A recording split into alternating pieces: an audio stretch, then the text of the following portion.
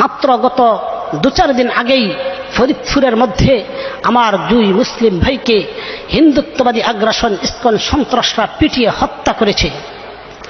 অথচ আরেকটা রিপোর্টের মধ্যে দেখলাম এদেশ থেকে নাকি যমুনা টিভি অন্য টিভি বিসিআররা এটা প্রকাশ করেছে, প্রায় 68,000 নারীকে, বাংলাদেশের নারীকে ভারতে পাচার করে তাদেরকে যৌনপল্লীর মধ্যে বিক্রি করে দিয়েছেন।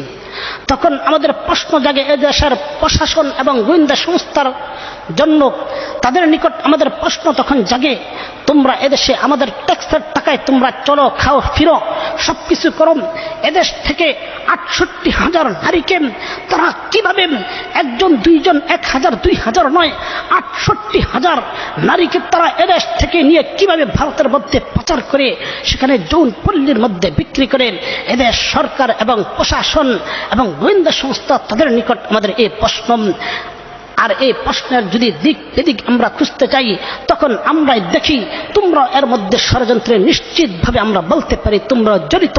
অন্যথায় এতগুলা নারীকে তারা কিভাবে ভারতের মধ্যে পাচার করে আমার মা বোনদেরকে বেশ্যালয়ের মধ্যে এভাবে তারা নিক্ষিপ্ত করতে পারে? আশ্চর্যের বিষয়, 1 2 নারী নয়, 68,000 নারীকে তারা এদেশ থেকে পাচার করে ভারতের যৌনপল্লীর মধ্যে বিক্রি করে দিয়েছে। এদেশের প্রশাসন আর গোয়েন্দা সংস্থা তারা কি নাকের ডগার মধ্যে তেল দিয়ে ঘুমাইতেছে নাকি? আজীব কারবার।